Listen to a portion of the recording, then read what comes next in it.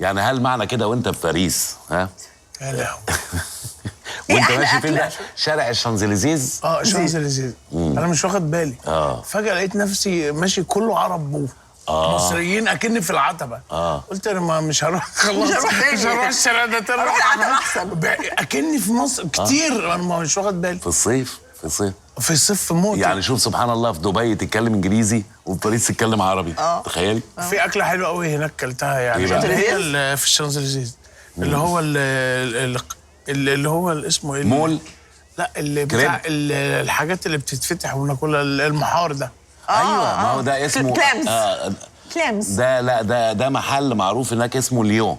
ايوه القديم ده. ايوه ده محل اساسا بلجيكي بيبيع محار، بس اللي هو زي اللي احنا بنسميه بلح البحر، اللي هو البني ده. هو ده بيعملوه بقى في طبق كده. يبقى جنب بعضه جنب بعض. في بقى نوع بالجبنه، وفي نوع يجي لك في بتاع كده هو عليها صوص مش عارف ازاي. بروح اكل بقى في الشانزليزيز محار وارجع. شانزليزيز